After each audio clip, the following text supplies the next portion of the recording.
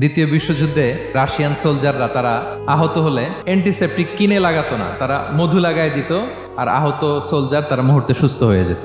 যাদের বাতের ব্যথা আছে, বাতের ব্যথা আছে না অনেক মুরব্বীদের, বাতের ব্যথার মধ্যে যদি মৌমাছির হুল ফুটাই দিতে পারেন, একদিনের মধ্যে বাতের ব্যথা ভালো হয়ে যাবে।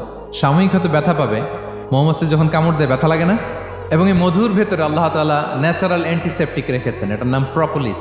মুখতালিফুন আলওয়ানু, বিভিন্ন ধরনের ক্রিম হানি, হোয়াইট হানি, ইয়েলো হানি, ব্ল্যাক হানি, নানা ধরনের হানি আল্লাহ তাআলা এইভাবে প্রিজার্ভ করেছেন মৌমাছির মধ্য দিয়ে। আল্লাহ বলেন এই যে এতগুলো মৌমাছি পুষ্প রস এনে মৌচাকের মধ্যে রসগুলো রাখে, মধু তৈরি হয়, আল্লাহ বলেন ইন্না ফি যালিকা লাআয়াতান লিকওমি ইয়াতাফাক্কারুন, নিশ্চয় এর মধ্যে আল্লাহ তাআলা চিন্তাশীলদের জন্য নিদর্শন রেখেছেন। যারা চিন্তা করে, তারা হাতের তালুতে শুধু জিহ্বা দিয়ে চেটে চেটে খায় না, তারা ভাবে কোত্থেকে আসলো এই মধু, কিভাবে মৌমাছিগুলো যায়, কিভাবে ফিরে আসে। তাহলে বলেন তো আমাদের চিন্তাশীলতার দরকার আছে না নাই?